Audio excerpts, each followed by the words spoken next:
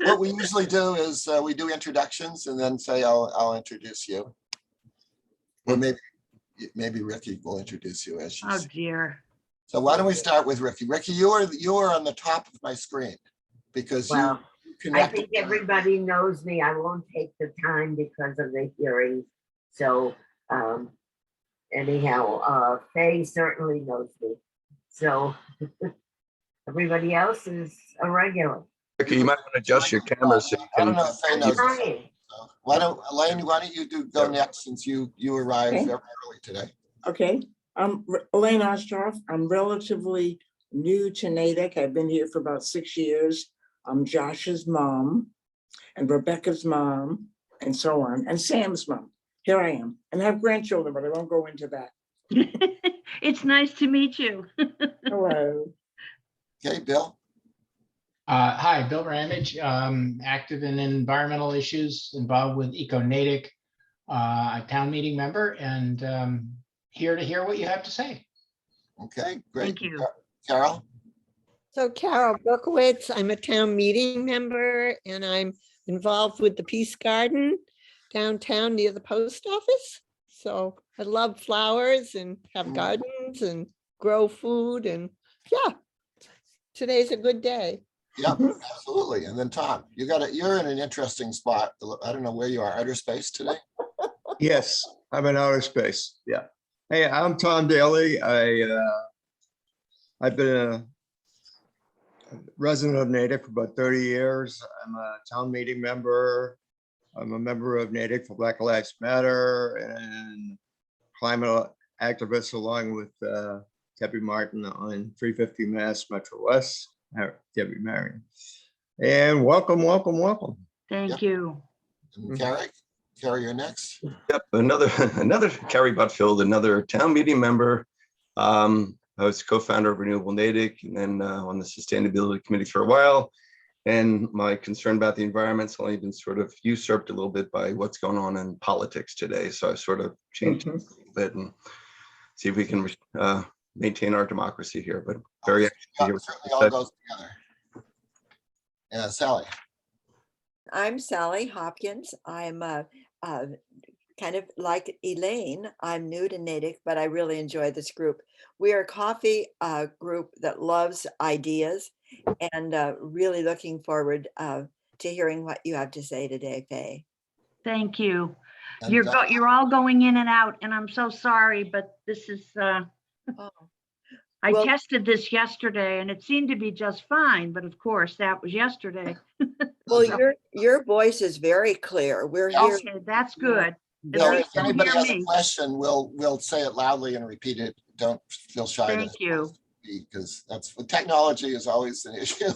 I see your lips moving, but So anyway, I'm Martin Kessel. I'm substituting as co-host for the able Doug Hanna. I didn't realize how much he had to do all this, but it's quite a job, but it's worth it. We have a good time here. I'm also a town meeting member. I'm on the chair of the Open Space Committee, and I'm on a bunch of other committees in town, which I won't even venture to list. I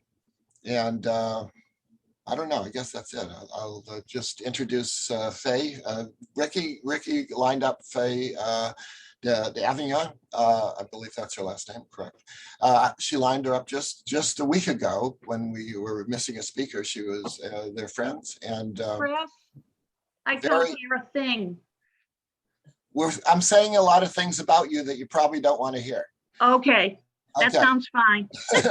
But she'll tell us about her work in Uganda. It was interesting because we've had somebody from Rwanda.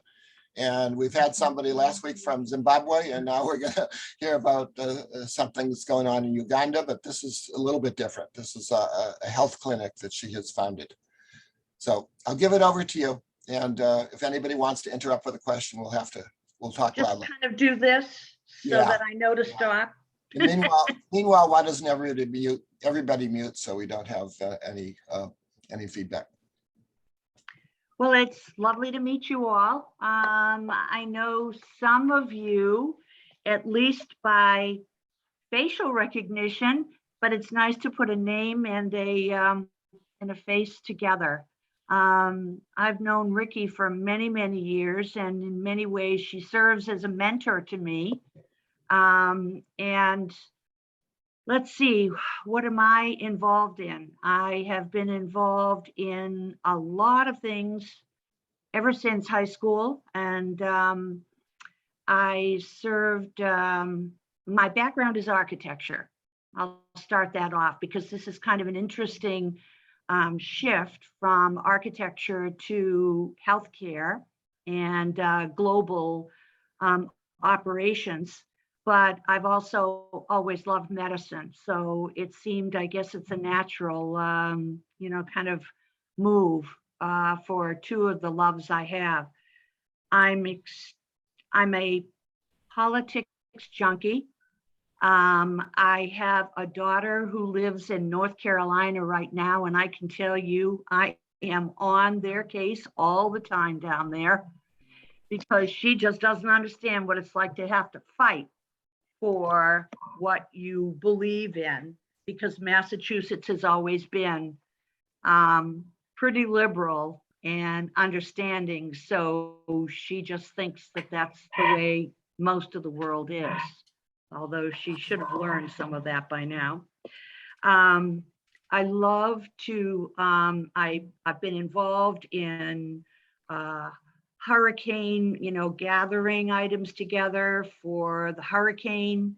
And the one good thing for trying to develop supplies for Uganda is that I generally always have supplies around so that if they don't go to Uganda, they go to the Virgin Islands or they go to Texas or wherever they need to be.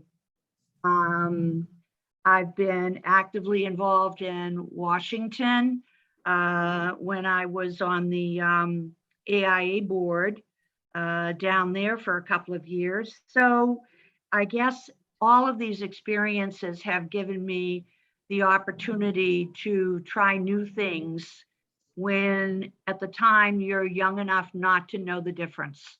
You just kind of step in and you do it and you have no idea how it happened. But it's been an amazing experience. This has been life altering for me. And I'm just going to tell you the beginning of the story is a story about friendship. And I was first married. I had a 2-year-old daughter. I was working full time at the Harvard Medical School, and my mom developed Alzheimer's. And my dad had passed just several years before, and it was the kind of situation where with the two of them together, it worked. With only one, my dad had the mind and but his body was starting to fail. My mom had a body that could do anything, but her mind was not good. And one of my criteria as an only child and being brought up in the 50s and 60s, our neighborhood, I lived in a small community. Our neighborhood was just wonderful. And I had that kind of a growing up that I think many of you also probably had. And I didn't want my mom to have to leave her home because she had neighbors and that kind of thing. So as a result, after a lot of research, I began to understand about our healthcare system. And it turned out that I needed to hire someone to help me take care of her. So as a result, I met a Ugandan woman. And it turned out that Regina came to live with her, and we supported one another doing everything we could. And Mom was with us for 3 years. During that 3 years, we learned a lot about each other. She met my whole family. I learned about the problems in Uganda, what it was like to live as she had with her children under Amin. And now Museveni. And there were just, every day it was a new crisis, and I wanted to help. And so she had a community of people who were Ugandan here, And we all got to know each other, and they're just wonderful, wonderful people and excellent caregivers. So as a result, after Mom passed, she came to my husband, Chris, and my daughter and I, and said, you know, I've spent 3 or 4 years with your mom, learning about your family and American ways. And I think it's time that maybe you came to meet my family in Uganda. Olivia was 12 at the time, having no clue what that meant, but she was ready for it. And we went over in the spring of 2002. But I was a lot like my mom, who said, you never go anywhere without something. You bring a gift. And so I asked Regina what she felt was something that would be important for the people that I might meet. And she said, the children have nothing. We're at the height of the AIDS epidemic. And so anything you can bring will be a gift. So 300, 400 pounds of clothing and fabric and all kinds of things later. A couple of large 50-pound boxes of over-the-counter medications, which, by the way, many of the people, I am a big shop small person, and I love Natick Center.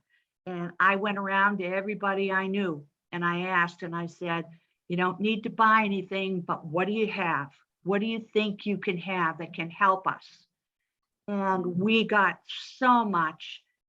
And that with $600, we went over to Uganda to see what, you know, what it was about, but also, you know, what we could do to help. So this relationship has continued for 30 years.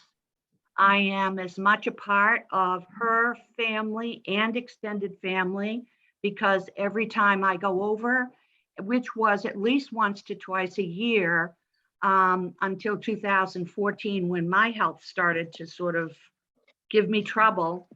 And Regina is over here. We brought 2 of her girls over. She had to leave her family in order to come and make enough money. Her parents had been educators, they were teachers, and had instilled in Regina how important it was to have an education.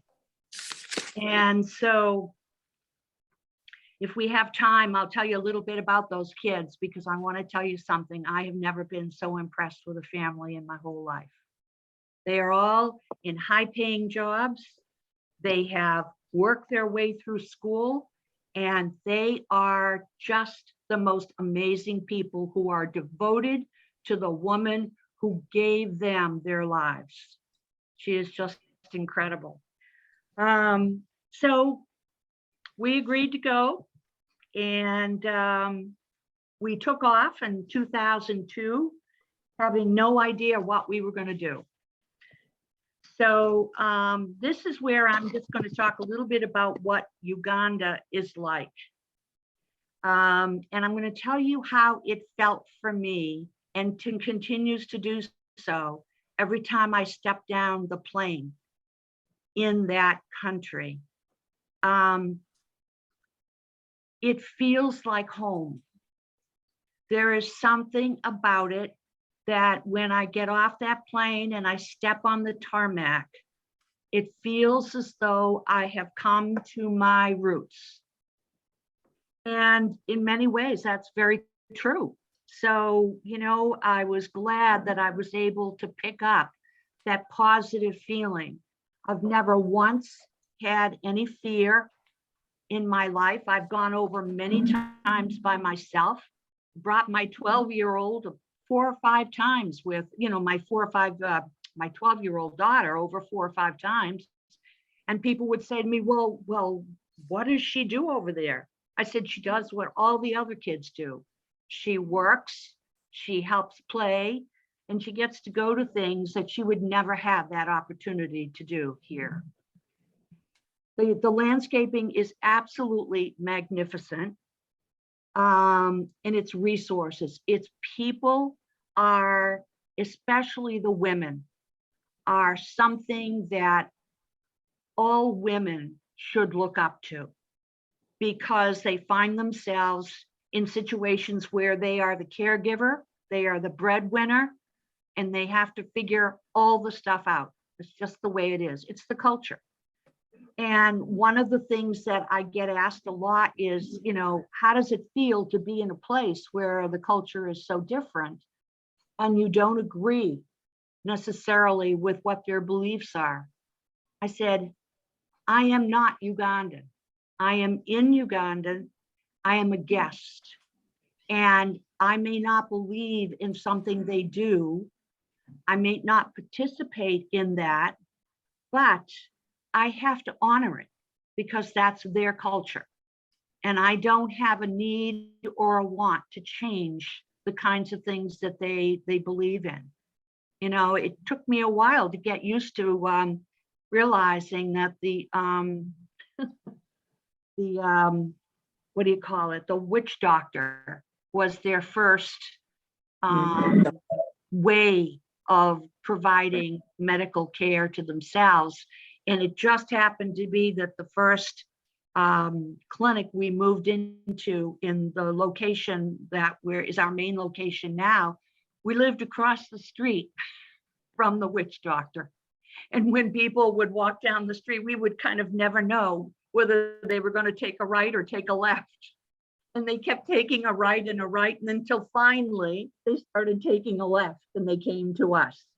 And we actually became friends with those people. And it's just fascinating because we all have different beliefs, and it's something to be learned from. You gain a lot from understanding how people think so differently. I personally believe that everyone should have a level playing field. And I did a presentation once at my church, which is the Congregational Church in town. And it was called Because I'm Here and You're There. And talked about the disparities through no fault of anyone's as to how different life can be for people when they are born in a country of poverty and oppression, and we are born in a country where we are allowed to say out loud how we feel. And this has changed my life forever, because I got over there in the first couple of times, I would say to myself, well, I think this is just so wrong, and they go, you don't know who's behind you. And I began to learn that, people were very careful about how they opened up until they felt that they could really trust you. But it's in 2002, HIV was at its peak, and I listened to Evan's presentation from last week. And as I sat there, I just kept furiously writing notes and saying to myself, he could be in Uganda and I could be in Zimbabwe. There's the country, the country itself, or the African continent has so many beautiful things to offer. And there is so much oppression and so much not being able to get what you're given, what you should be given.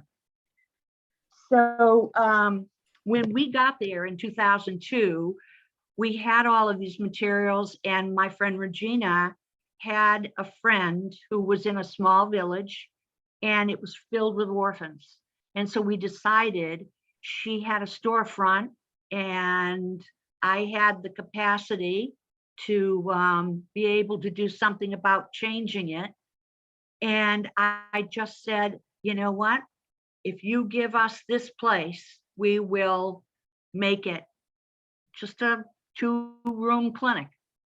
Just give us the space, give us the water, and we will provide you with everything else. And it was, I saw children begging on the streets. I saw parents at least one parent had been lost to AIDS. When you lost two parents, then you were a double orphan. And the oldest children were the ones who were responsible for all the younger ones. And can you imagine a 10-year-old being responsible for feeding and the safety of the rest of their family? And the problem was that so many of their relatives were all facing the same thing. There was very, very little. And the stigma of HIV was so difficult up there, and they had yet to really be able to gain access to the medications. It was a slow, painful death. These children saw nothing of what they should have seen. And yet they knew what they had to do, because there's a resilience that comes out of that. And they just, if they had to beg, they had to beg. Problem was that there were so many. How do you choose? So they were without hope, but they had that smile. And one of the things that is an image in my, will always be there, is the smile of the children. These dark, dark faces and these absolutely beautiful, straight, white teeth. So God gave them something. And it's just amazing. So he intended originally to cater to just the orphans. But what we found out was that the situation was as bad everywhere with everyone, not just the orphans. So we knew that this was not a one-time thing. Now, going over to take a visit after a very stressful 3 years, it came to me that, this was not going to be the end. I didn't know how I was going to do it, what I was going to do, but I knew that there had to be something that we could continue. And so, with what I had from the neighborhood and the town itself, we had what we started with, and we just kept going. We put the word out there. And every time I went over, I brought more clothes because they had very, very little. Brought wheelchairs. And it was all hand carried over. So it's amazing. We left in 2002. We met a couple of students. One of them was from Harvard and one of them was from MIT. How that happens, that's somehow or other, that's that synchronicity that you think about and wonder if it really does happen. They helped me take care. We had a part-time doctor, we had a nurse, and they helped find a location where we could find medications that were less expensive than what you would have to pay in the drugstores. We had a budget of, I don't know, maybe $400 a month. That was it. And somehow or other, we were able to do a lot with that. As we started doing this, and this woman had said that, yes, she would give us a storefront to use because she was involved in the community and she had her own NGO. I said, it's not just us that needs to give. You need to also work on this, because you need to understand how important this is, not just to your family, but to the entire country. So the criteria for creating a clinic was that they provided the place that we would do the clinical things. And we would provide a part-time nurse, full-time nurse, whatever we could afford. We would provide the medicines, and in return, they provided us a place to do this, and water. And that's how our, the ability to be able to work together, they understood they could produce something, and it was always different. We spent a year in a stand-up chicken coop in another clinic, in another area, another village. We started off the first day with some nurses from the World Health Organization to help us. And we had hundreds and hundreds of people show up to have general checkups and to be able to know where they needed to go or what they needed to do. And from there, we went into the stand-up chicken coop until we had a massive rainy season and the chicken coop went down the hill. So, you know, this NGO that had no health care, they were trying to improve education, but they had no idea how to start a healthcare system. So we started it for them, and they built these small one-room clinics, and they had the nurses from us. And once they finally got to the position where they felt comfortable that they could do this, and they saw what we were able to provide with all the resources from Uganda, they said, we think we can do this now.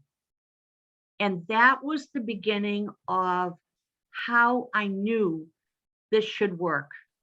We should be able to turn over, not hold on to these clinics, because they didn't need to depend on us all the time. We gave them that hand up, but we didn't give them a handout. And that did so much for the village, because they would understand that this was part of their doing. And it was not a you know, a handout. And what I saw, that they didn't trust us for the first year or two, because they would have organizations come into the village and say, oh, we can do this for you, and we can do that. And when we come back next year, but then they'd never come back. And so they learned not to trust Americans or whoever it was. We are more famous for that than any of the other countries, for going over and really having the intention, but not being able to fulfill it. So as I saw that, what I understood was that I would never provide anything that I couldn't keep going. I would rather have a limited amount of resources so that we were able to give it to them and they could depend on that. And that was very important to all of us. In 2006 and 2007, we already had 2 more clinics up and running, small ones. I'm not going to make them any bigger than they were, but we had a lot of people come through. We went up north, and I don't know how many of you at the time followed what was going on there, but Coney was a rebel. He's crazy.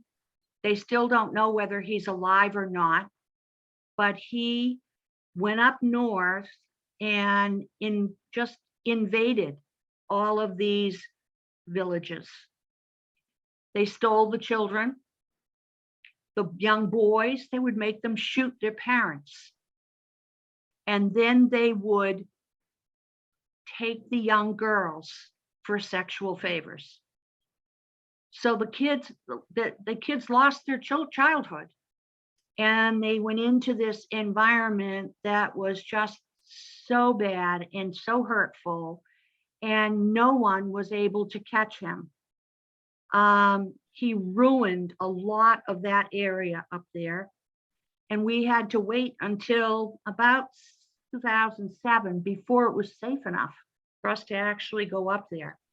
But I had met through one of the other clinics, I had met a man who had come down, again, leaving his family, coming down to earn some money so that he could bring things back up for his family.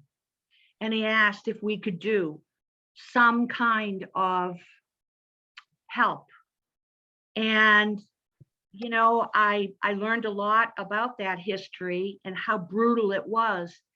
And what the children would do at night, this is to give you an idea, they would walk the 12 miles from these villages outside of the largest city up there. And they would walk every night at the beginning of sunset into that town center and stay together. Hopefully they could protect themselves in some way, because the villages are spread so far away that they had no chance. They had no chance. So we went up, did a presentation, and asked them. I told them that Joseph had been the one had asked, and we waited. And I'd promised him that we would try to do something for them. They had nothing around them, no health care at all. So we began for a permanent clinic. And this one was in such a location where all we could do was to actually build a clinic. We had to build it ourselves. The elder of the village is well respected. It's just amazing to see how respectful they are of their elders, no matter how old these young people are. And they understand that their wisdom is what's going to keep them going. And so the elder gave us half of his hut so that we could continue to carry on services, medical services, while we were planning for this new clinic. And interestingly enough, through all of this time, there's so much to share, but through all this time I was a Girl Scout leader. We worked with Girl Scout troops. We worked with all over the state. We took a group of Natick High School students over in 2008. And we spent a year. And in that year, I taught them what their monetary system was, how people lived. I didn't want them to be surprised. And I told them you had to go in with an open heart. And they were so surprised, especially when they slept on the ground in a hut, and we have wonderful pictures of people with suitcases outside of these huts and sitting around at night, watching the stars in the sky and wishing that the entire world looked like that part of the hemisphere. And so they helped. They helped with some of the men that worked, building the foundations. Now, remember, there's no water. So this is the story where the women go out every morning and they put this huge container on their head, balance it, and carry one in each hand. And that's the water for the day. Well, the kids couldn't quite do that, but what they did do, and I bless them for it, they took the wheelbarrow and they went down and they filled all those water cans because they were making the concrete. And sweat and never complained once, because I said, I don't want to hear any negative talk. This is reality. And it was just a wonderful experience for them. They were in my daughter's class, in the class of 2009. And I will tell you, I doubt if you were to talk to them now, they would ever say, that changed my whole life. But what I did first, before we took them to Uganda, I took them to Dubai so that they could understand the difference in cultures. And we landed in Dubai and everything was gold and perfect in their eyes. And they were shocked at how much money there was. But I pointed out to them, if you notice, it's the Pakistanis that are doing all the work, not the people who live in the country. Oil is their natural resource, and they were able to do whatever they wanted, and they still can. It's not anything that you have anger about, but you say to yourself, the difference in people and their cultures is so significant. It changes so many people's lives and how this works. So they got to see what the gold suit looked like and all these beautiful buildings. And then I took them into ultimate poverty. And I think that was a really important opportunity for them to see the disparity in the world, because most of these kids had never really done much traveling. So we had at the very beginning, when we did the first 3 or 4 years, we did 5 clinics. And our purpose then was to turn over as many of these clinics as we could to a local NGO. People ask me all the time, do you go over, once a year? Do you bring nurses? I said, I don't bring anybody white. All of this money goes to the Ugandan staff. We don't spend money here. We take that and we send it over there for whatever they need. And we have a head of nursing who oversaw many of those clinics, and she's now the head nurse at in Matuga, which is closer to not Entebbe, to Kampala than the others, but terrible, terrible poverty. And she is a woman who knows what she needs to do. I've been over there when there haven't been enough hands, and I helped deliver a baby. And I'm thinking, dear God, can you imagine trying to do this in our country? There are very few rules.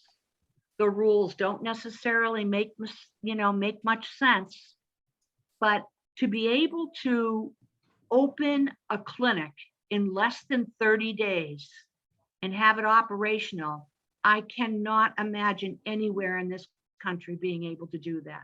They're bound by so many rules and regulations. Not to say that some of them aren't very valid, but for a group like us who understand that the US healthcare system, the English healthcare system, and their healthcare system, we have been able to forge a bond where they now understand and are able to talk about things, because the mortality rate for children under 5 is significant, absolutely significant, for so many reasons. And to think that we're in 2022 and there's no real cure for malaria. Why? It's just not, it doesn't make enough money in the developed world to make it worth looking at.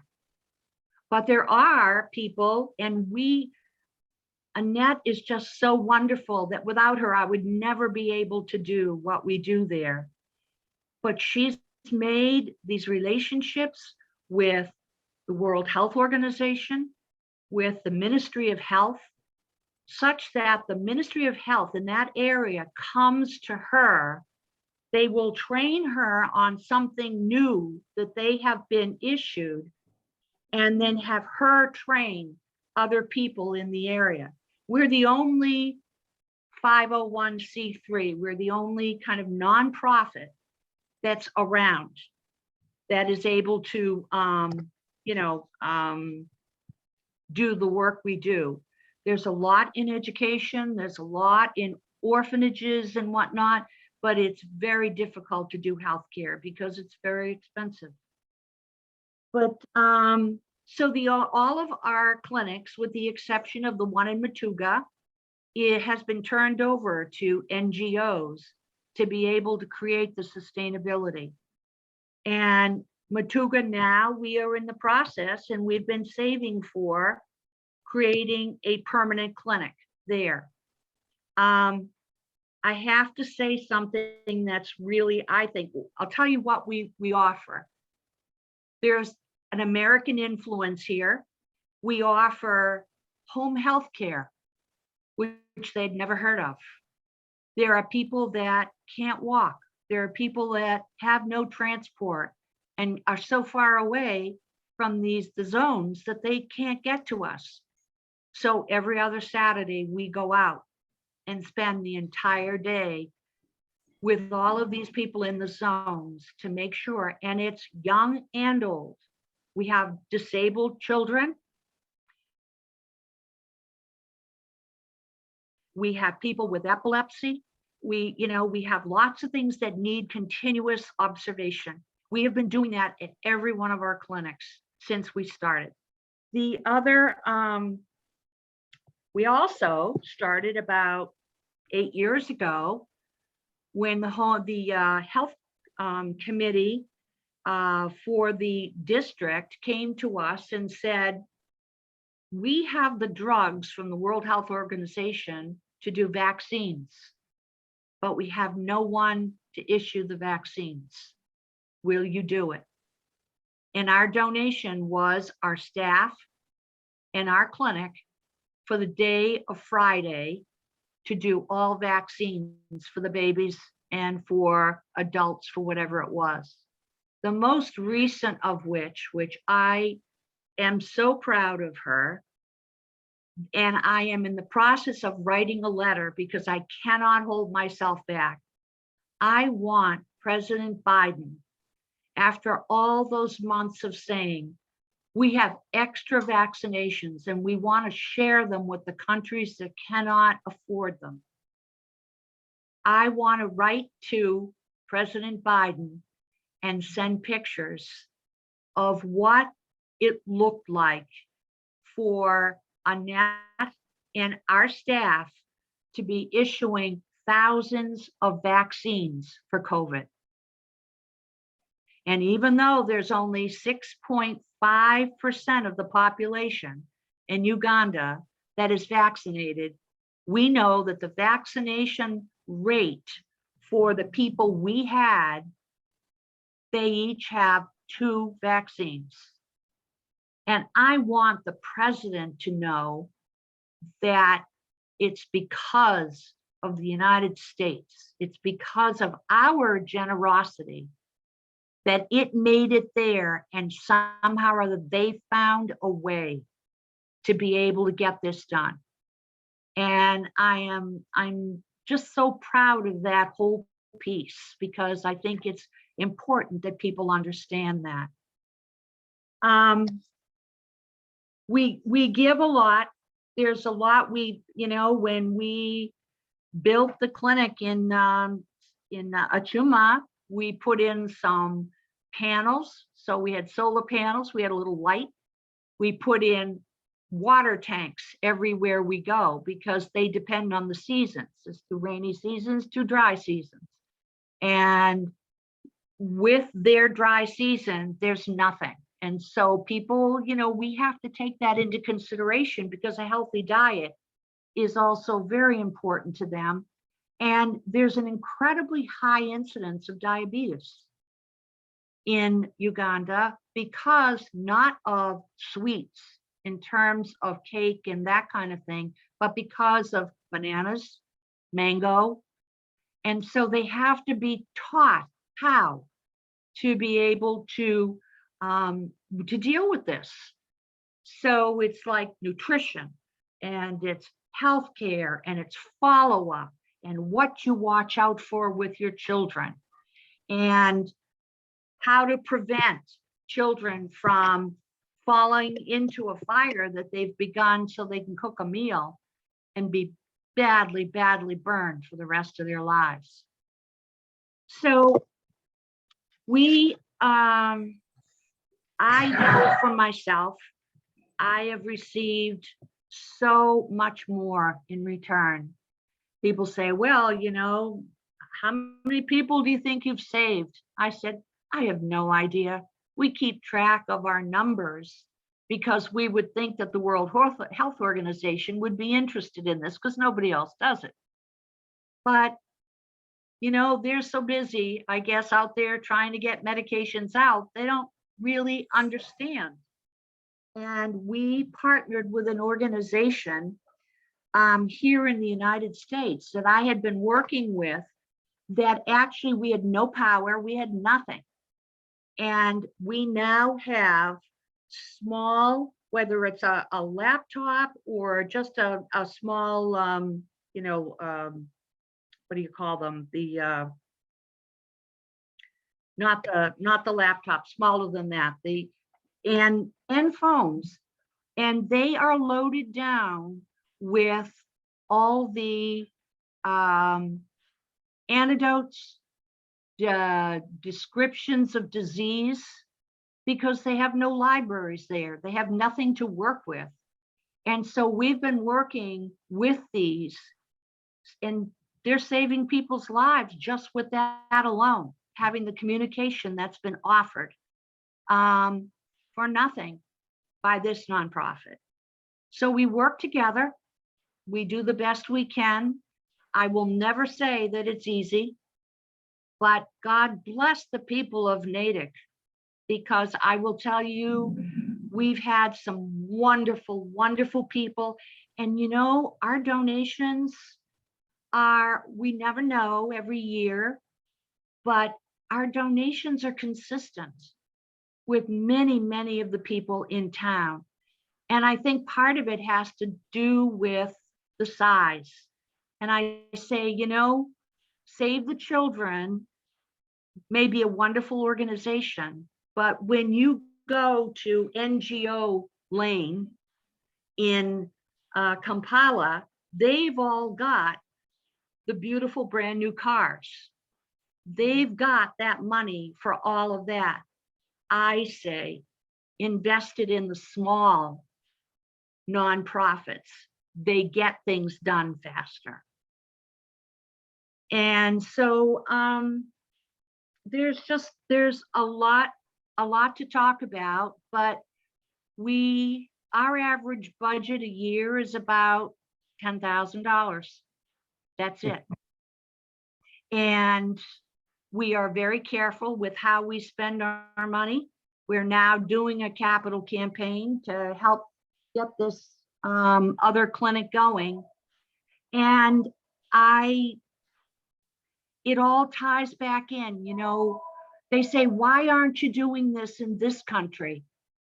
And I said, because in this country, there's almost always a fallback position for people. They have opportunities that other people don't. And I said, but I also spend a great deal of my time trying to keep our democracy such that healthcare can be affordable to them. Because I can tell you that healthcare over there, we have to charge something. So we charge the equivalent of 3,000 shillings. That's not even $1.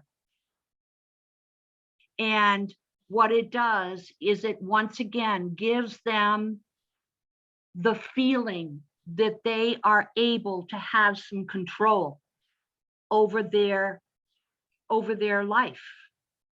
And so there's some very important lessons I've learned from that. And in fact, it's the kind of thing that I take back here and say, you know what? I'm not going to give you anything for nothing. You need to help. This is a partnership. So that's a very brief kind of thing. And I will tell you that one of the things that I'm going to miss is that my friend Regina has her daughter who graduated from the Wharton School, and Pennsylvania and BC, all on scholarship. She's a hedge fund manager in Manhattan. She's getting married. She's getting married over in Uganda, and the entire family and friends will be there. And unfortunately, we will not, because I have to have a knee replacement. But that's a friendship for life. That's a friendship for life. So I have a lot to be grateful for.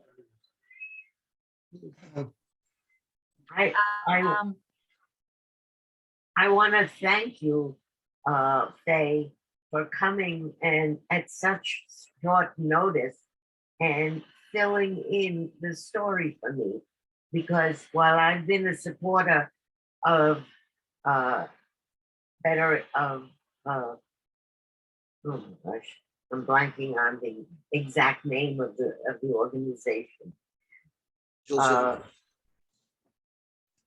I never knew the entire story of how you got into it and the depth to which you and your whole family have been working on this project. And it gives me great pleasure to know that the $100 that I would give to Better Angels, it buys me so much more than the $100 that I sent to Save the Children.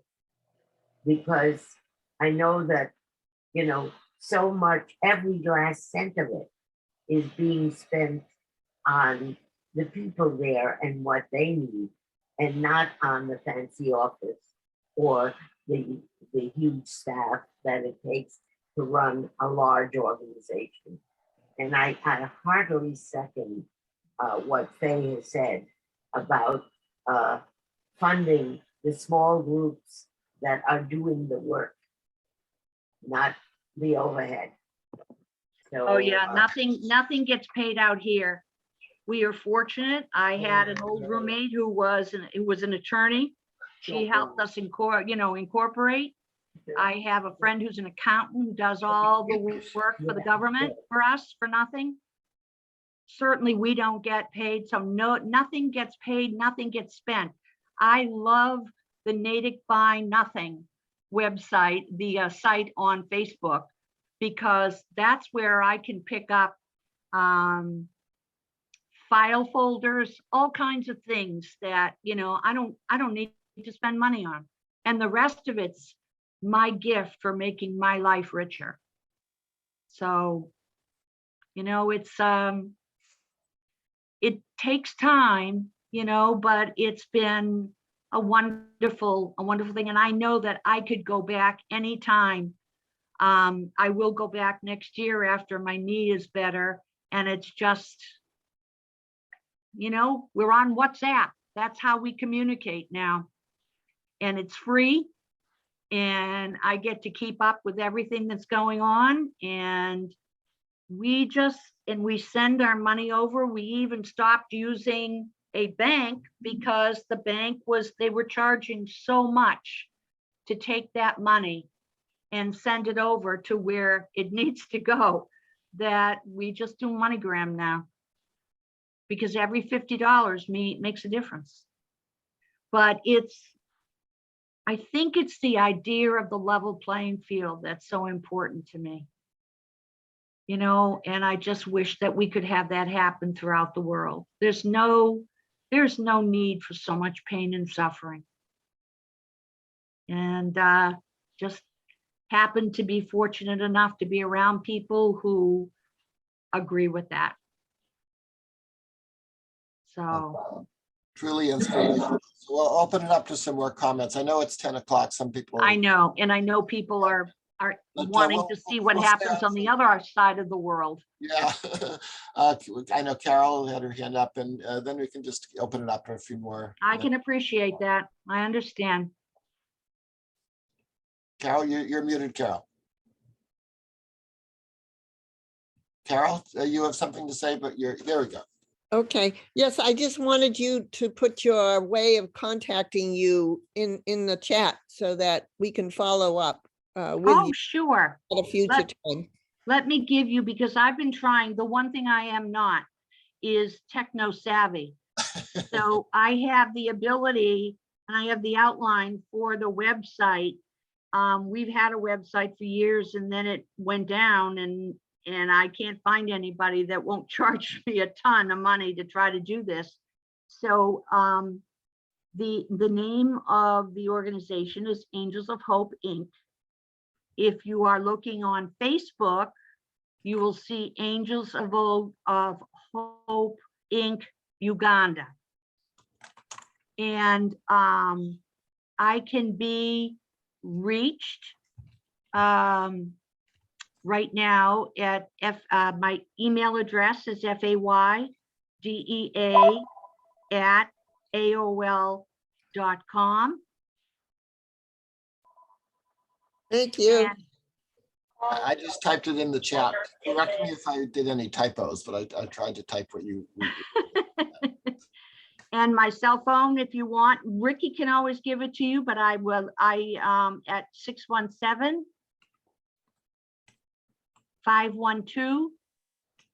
617-512-1948. And before people leave, I just want to say that Faye will be having the biggest yard sale in the Oh, world right. for Uganda, and she'll tell you the date, but I am saving anything and everything that I had planned to give away as I downsize to Angels of Hope. And she's done this before, and she's raised money for angels in a way that it's hard to do one by one. And I urge you, any of you that are disposing of items, to get in touch with Faye, and it will go to a really, really good cause. She does all the heavy lifting. So just whatever you decide you want to give away, give it to Angels of Hope. Okay, that's what I'm going to do. And now I'm going to go to the hearing. But again, love you all, and thank you, Faye, for sharing this with all of us. Thank I you, hope Ricky, it- for suggesting it. I hope it leads to a lot of money for Angels. Ah, I hope it does. Well, I think knowledge is there are 3 ways you can do. You know, everybody has one of them. There's money, there's resources, and there's time. And all you need is one of them. And Thank you. so that, you know, it's all equally important. Yeah. So, Thanks again. I love you, Faye. Bye-bye. thank you. Love you too, Ricky.